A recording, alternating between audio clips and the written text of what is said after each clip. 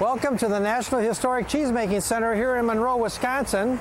Today is July 10th, 2012. I'm Virgil Leopold. Don Soren is on the video today for us. We have been interviewing current cheesemakers as part of our series here, but today we're going to change course a little bit. We have a special guest, a gentleman who's been involved in cheesemaking and the cheese industry for many years, very involved in cheese days, very involved in this center here and the success that we've had here. So let's go inside and see our special guest. And this is our special guest, John Bussman, who I have known. John, I figured it up the other day. I've known you for over 40 years. I got to know you through Cheese Days. John was a former cheesemaker, is retired now. And so we want to talk first, John, where did you start your cheese making? I was born when my folks ran a cheese factory between South Wayne and Gratiot, called on the town line. They called it the town line cheese factory. But I really actually was born in Monroe. My mother was taking some mail over to South Wayne to a row of mailboxes. Okay. And she put the old Buick and pulled the brake back, and the letter blew down. And then she went to get the letter, and the car rolled ahead, and I came premature. And they said I would never lived, and here I am, 88 years later. Oh my gosh! Still around, and that's where I was born. So I grew up on that cheese factory there, between 24. I was born in 24, and 38, and then we moved to a cheese factory between Warren and Gratiot, and that's a cornfield now. Okay. And then we went to Warren and was there until 2003. And so how old were you when you started making cheese? Oh, at the University of Wisconsin, I had a 3-month dairy course. Okay. And that was about 16, I think, 15, 16. All right. I didn't finish high school because my dad said, what are you going to do? Okay. You know, the professor came out and says, well, we'd like to rather see you go to school. But in those days, he had to make his mind up, do I want to follow the trade or do I want to go to school? Okay. And my decision was to stick with my pa. All right. And of course, there's the pictures of him over there. Yes, there is. I want to talk about that in a little while, too. You know, so that was my cheesemaking experience. And I've made everything from, except French cheeses. Okay. French and Greek. I've never made those, but brick, Minster, cheddar, and Italian came around. Really, all right. Really gave the cheese industry a boom. The Italian, you know, back in the 40s around this area, nobody ever heard of Italian cheese, but today, provolone, Parmesan, right, Romano, exactly. And then mozzarella, and the pizza came. Even Kraft says, oh, well, that's just a fad, you know. But really, today, it really contributed to a lot. Of course, now we got all kinds of... But now, did you make Swiss also? I was born in a Swiss factory. Okay. I made Swiss cheese well, I didn't do much in town line, because at that time you were in the road outside of cleaning kettles. All right. When the hired man had a hangover, he'd give me a nickel, and I'd crawl in the kettle and clean the kettle until we got to be about 14, 15. Then I started driving the milk truck when I was 15, had a special permit, and we made Swiss cheese there. And then the war came, and my dad had to make a cheddar, make American, because he didn't have it. And then I went to the service. Oh, you served in the service? Yeah. From when to when, John? From 44 to 46, I was on Okinawa there. Okay. And it was rough. I didn't see a lot, but I saw enough for the time I was there. So you came back then? Yeah. Then I didn't have enough points to go, and I always wanted to get into paratroops, so then I went into the paratroops. Okay. And we were the first troops in Japan in the Northern Island. Oh my gosh. It was quite an experience. And then, of course, probably the highlight of when you think about it today, outside of the wartime in Okinawa, but here was this enemy that we had been told to fight to kill, where we took prisoners in Cebu. The island was secure. We didn't. It wasn't. It was from the 27th of the Marines, and here all those people, you know, a regiment or a battalion of wounded Japanese gave up. I mean, saw a lot. Did you realize the significance of it then, John, or is it later on in life, looking back at that and say you were really a part of history at that point? Yeah, not until you get back. Okay. You know, I mean, the only thing is, today, I mean, you're so worldly today. Right. You know. But in those days, you know, I lived in that cheese factory and I was more or less sheltered. Okay. And it was quite an experience. You think, would you ever come back home? You know? Okay. And, but you did, and you went back into cheesemaking. Yeah, back into cheesemaking. Now, there's a wonderful picture here at the center of you lifting, I think, a wheel of Swiss. Is that correct? Swiss, yes. How much do those things weigh, John? They used to say the way they wanted between 180, if you had lower than 160 pounds, Okay. they didn't cut right. Okay. But on they wanted around 180 to 210 was kind of the. But then if you had filled the kettle clear full, I've heard them say 245. Oh, really? It could go that high? Yeah. Okay. Which were hard because they didn't fit on the lids and they were high, and then some companies wanted a kind of a flat wheel. Okay. And the other ones where they had it high and cut it in two. Right. You know. Well, you were turning that, I think, in brine, I'm correct? putting it in the brine, yes. So how long would that stay in the brine then after it was made into a wheel? At that time, it was 2 years. 2 days. 2 days. 2 days in the brine. 2 days in the brine. Then came out of there and then went in the cooler? Cool cellar. Cool cellar, okay. So the texture of the Swiss Emmental, as we might call it. Right. So the texture knits together. Then you put it into the warm cellar, and then the eye formation starts to develop. Okay, so from the brine to the cooling cellar into the warming cellar. Okay. And if you notice, most of these cheese factories, the early ones, were built into a hill. Correct. And the back part was the cooling cellar where the brine was. Okay. And of course, my dad always made a lot of wine. And the inspector, That seems to go hand in hand, John, doesn't it? so the inspector says, you can't have that.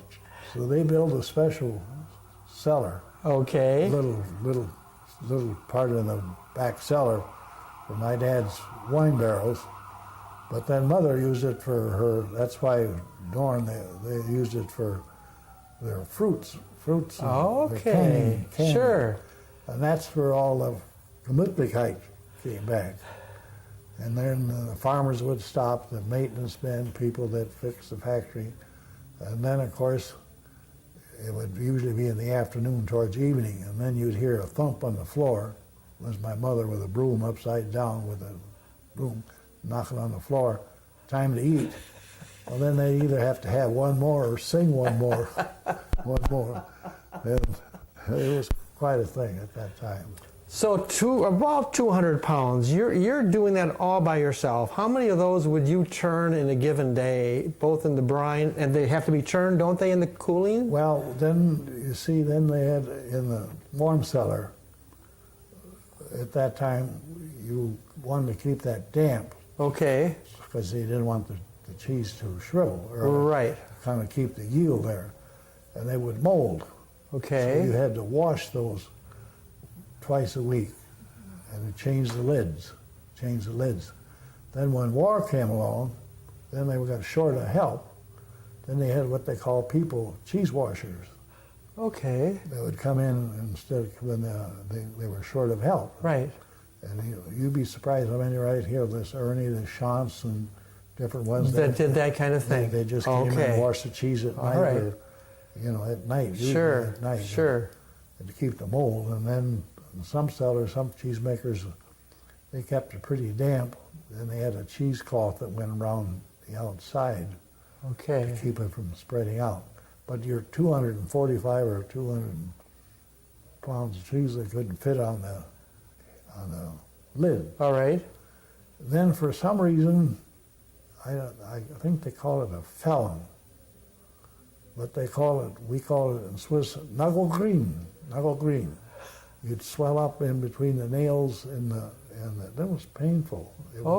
From doing that. From doing that work. Oh my. And what you washed them with, a lot of times it was a little salt and whey and a rag, and that changed the lids, of course. Okay. And of course, that was my first job, was to wash the cheese lids. My gosh. They'd stack them up then, until I got that. But it was, well, you could shake hands with them. Well, them guys, they're all, or these milk haulers was another thing, you know. They were a special breed. There was all different sections. I mean, the technology changing in my lifetime is almost unbelievable, because it went from the horse and the carriage, not the milk rig, and that, and then to small pickups. See, the technology was coming on the farm too. Right. Transportation. Exactly. It wasn't only just in the factory, but right. in the transportation. Then finally came the open air can trucks. Yep. And then come the can trucks, and then came the you had to have it covered, and then they delivered whey in a whey tank. And Zimmerman had a kind of a patent. He had his on the bottom of a. Oh my gosh. On the floor, but otherwise the whey tank, you'd bring farmer the whey out. And many of those barrels is where they had you'd fill the barrels. Yep. And at first, and another thing is, the cheese, you think in a factory, is it dangerous?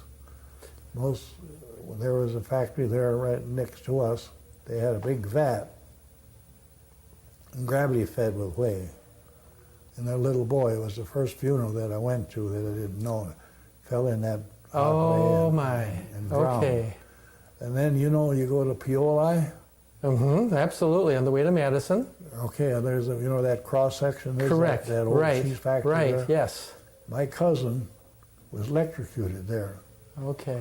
Making cheese with that old Romex wire, and they didn't have the right.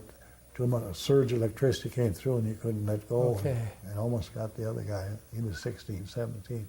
So there was a lot of dangers in them. Well, also for the back. I mean, you're turning those a lot by your hand. I can remember a lot of cheesemakers that I knew as I grew up who had back problems simply because of all the physical labor that's involved in that. Yeah. What was amazing is these fellows, I was very tall, so I could lift cheese. Right. But it was harder for me to squat and get them out of the bottom. But you take these guys that were like 5'4" and maybe only weigh 120 pounds, they'd handle. But it's a kind of an art to do it. You don't just lift the whole cheese. You're on a table, you bring it back, and it balances. Okay. And then you put it on your legs, and then you move it up that way, or turn it. And Okay, we're back with John. John, how many years were you at the factory down in Warren? From 42 to 60 years. Okay. 60 years. And outside of wartime, right. Gone. Right. But we were talking old-time labor and that, And one of the things that a boy can do is clean the flues in the boiler. Okay. Years ago, when they first started, farmers would get together and they cut wood in the wintertime. Then coal came in, and of course that was black, Right. And we had a steam engine. And you see those car or automobile rear ends? Right. Well, we had pulleys up in our factory and the steam engine, and the pulleys turned around and made those automobile. Okay. So they didn't have to stir by hand, But that was one of the jobs that you did, was a coal job when they got done making cheese, was to go in there and clean the flues of the boiler, which was black, and take the ashes out. And for a young boy, there was a lot of hand labor at that time, So you just about did it all, didn't you, in that factory I one did, time or another? I was before the fire wagon or okay. the building of the hearth underneath the kettle, which we'll talk about later when you're going to get into cheese days. Okay. But anything else you wanted that I can think about was outside of that was the box room where they made the cheese tubs, you know. Well, my father was a very kind, benevolent person. So was my mother. I had wonderful, benevolent, kind parents, but they were firm. When I did something that was against nature or something, I guess you call it that, okay. break something or do some crazy thing, I'd have to go to the box room. And that's where they made those cheese tubs. And of course, across his knee with them cheese staves, you know. And I had to give him a kiss because he was correcting me, you know what I mean. So that's what the box room meant for me.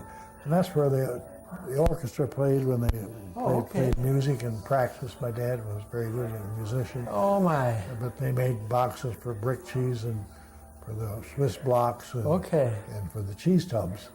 And later on the skids came, where they put them in a skid and took them to Monroe.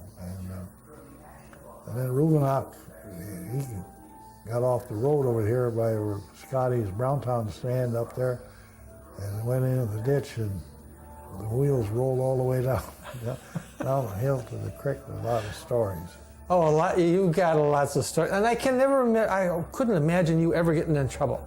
You know, for some reason, why would I think? I don't know. One time was just jumping on the bed.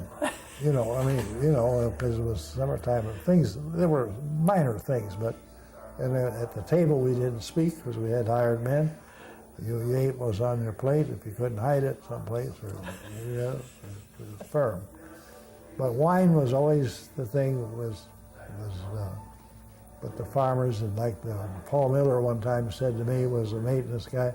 He said, I didn't mind the wine, but they greeted you when they wanted you to have a wine first. And I wanted to do the welding or the fix whatever he wanted to do and then have the wine. So they would start. And then in that cellar, that of course, like I said, that little cellar, then they would sing, you know, it was, you know. Oh, wonderful. Yes. Then there was what they call a time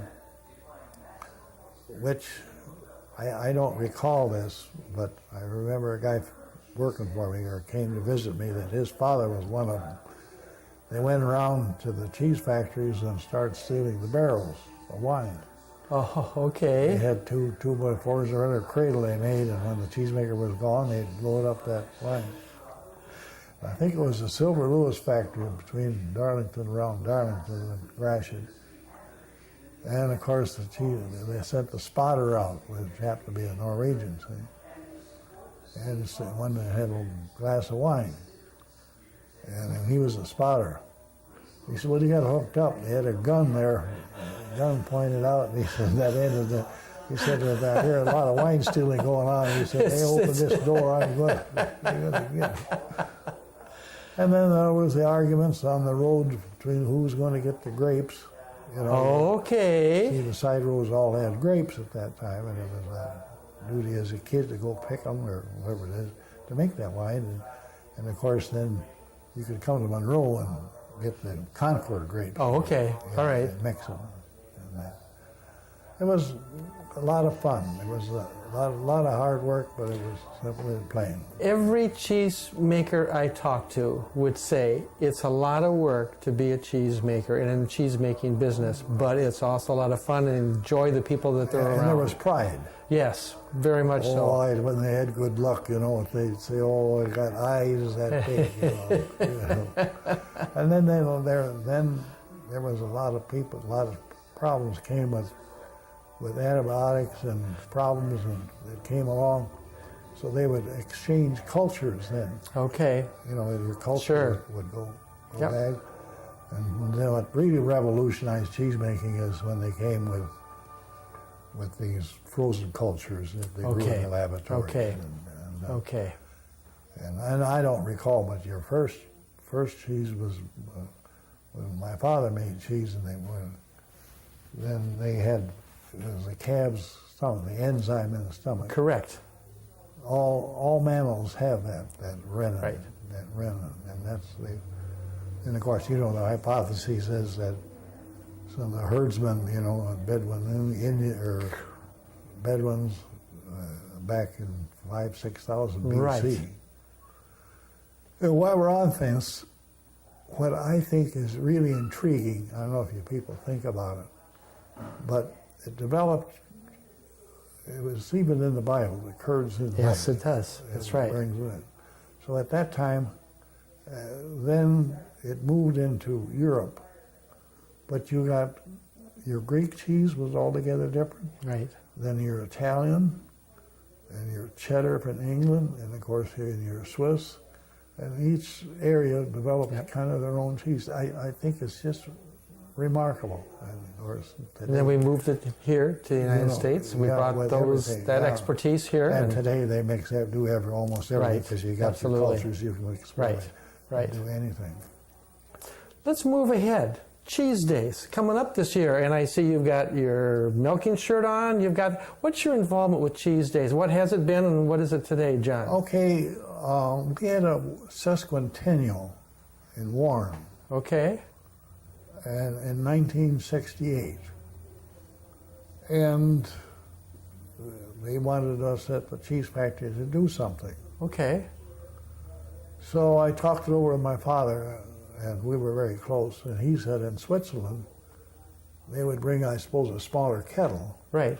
This size here, possibly. Okay. And they would take it out of a horse and wagon, and in a wagon, and go in front of a grandstand and dip the cheese out. Just to show how it's been done. Okay. What it was. So we went with that idea, Well, of course, we had the big kettles like that size, all 3,000 pounds. That's right.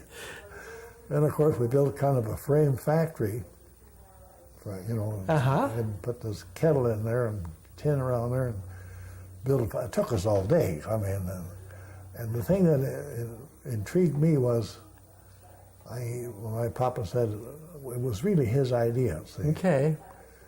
And we built the fire to heat the milk, and well, the smoke come up in your eyes. And he said to me, "Gee, many cripers, I know when I was a young boy, I had to stir that cheese, and the smoke always came up in the eyes. That's what it did." So we did that, and of course, Corky Krupke, I don't know if you remember Yes, Corky. I do remember Corky, absolutely. He was with the Lions Club. Correct.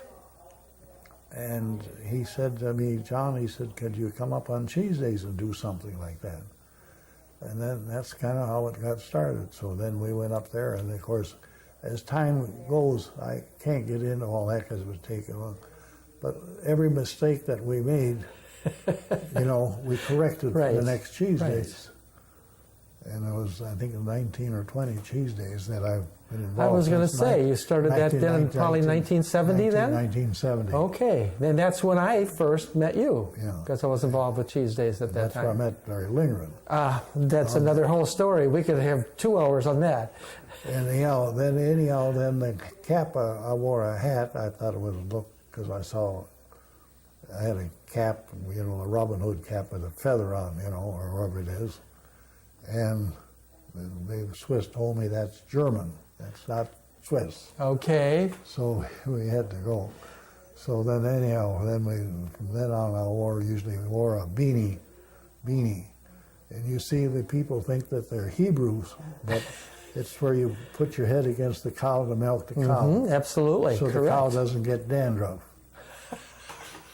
Okay. All right, John. Leave that one out. But there was a lot of things like, we brought the milk in cold. Today we've got it all set up almost outside of rain. Okay, right. And we can't combat the weather. But the timing, we would, instead of foreworking or stirring the cheese for a while, we turn right around and have to turn the heat on. It's almost done by clockwork. Okay.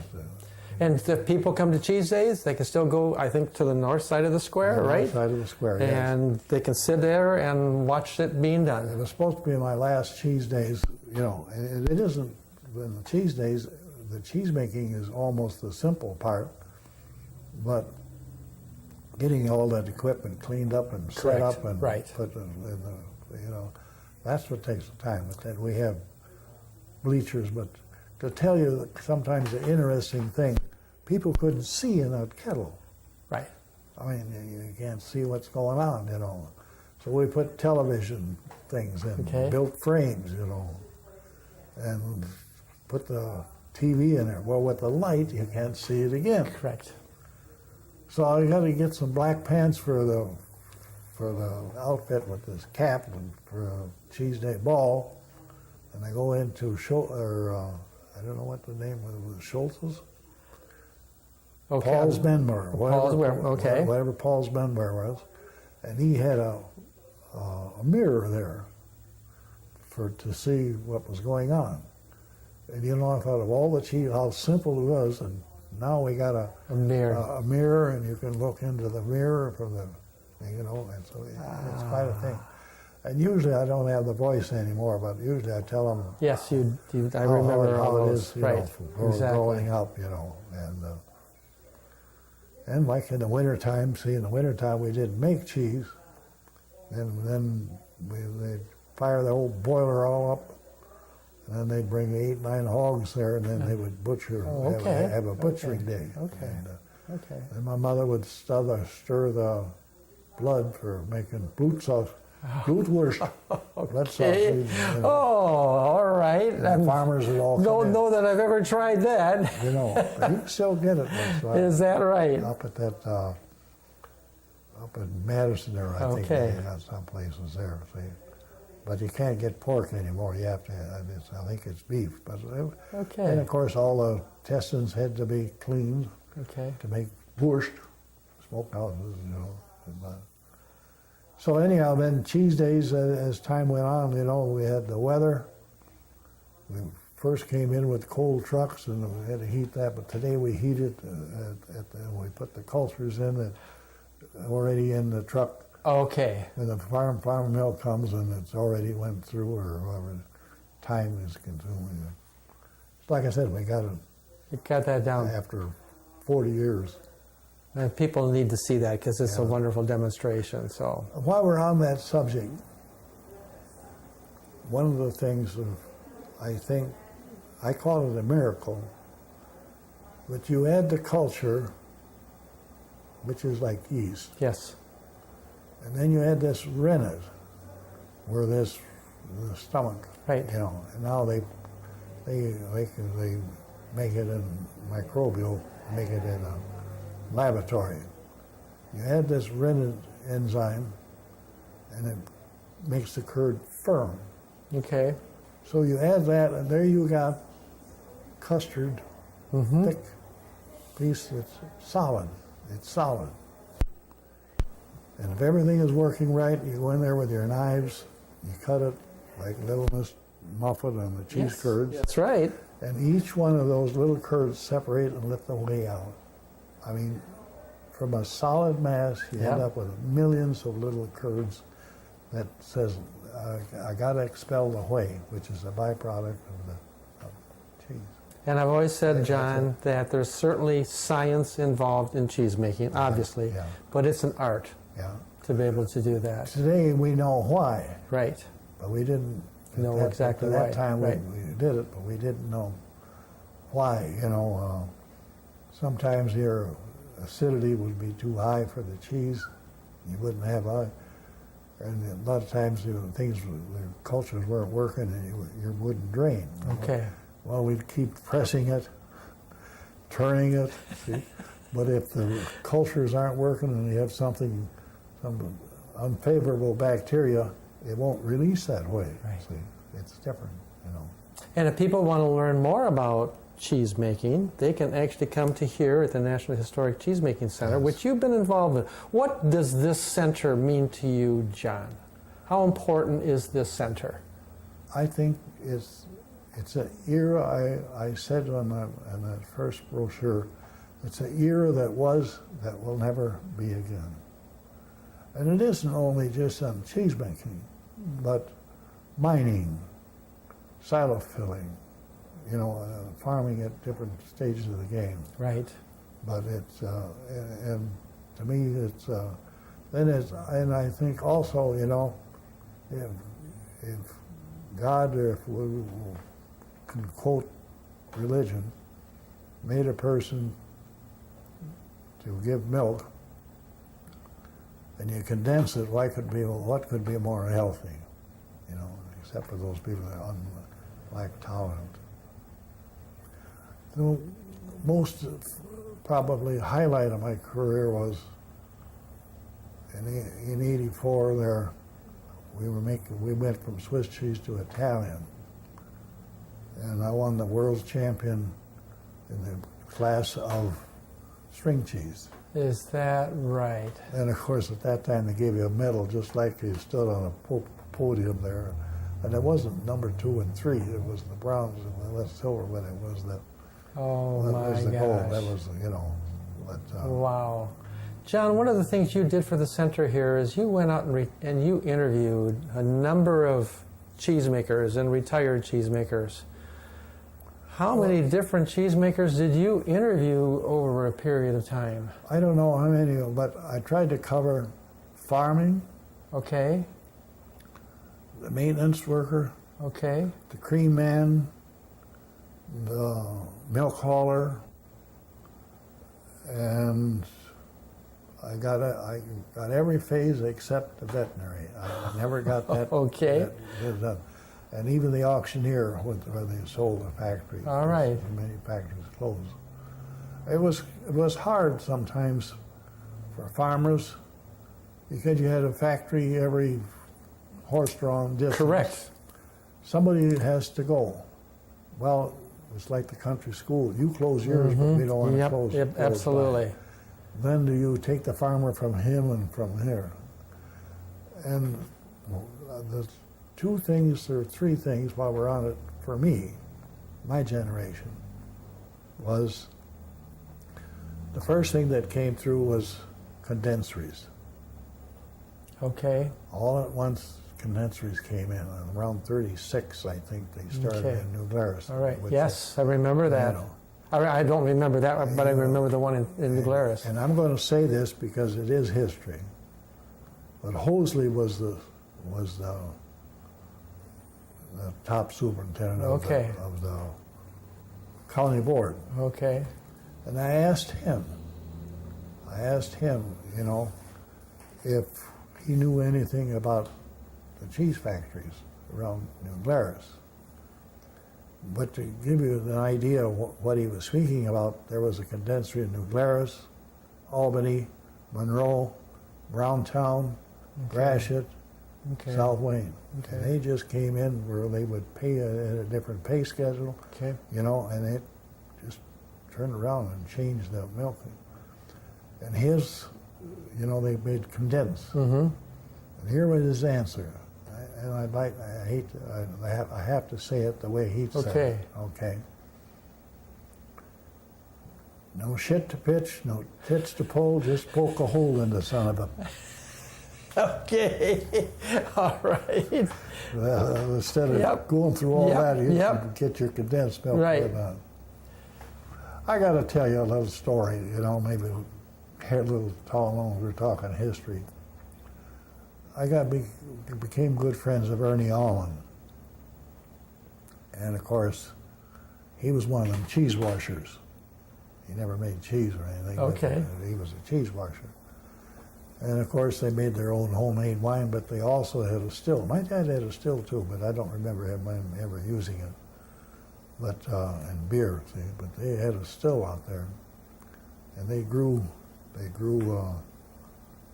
rye or malt or something, and boiled that for.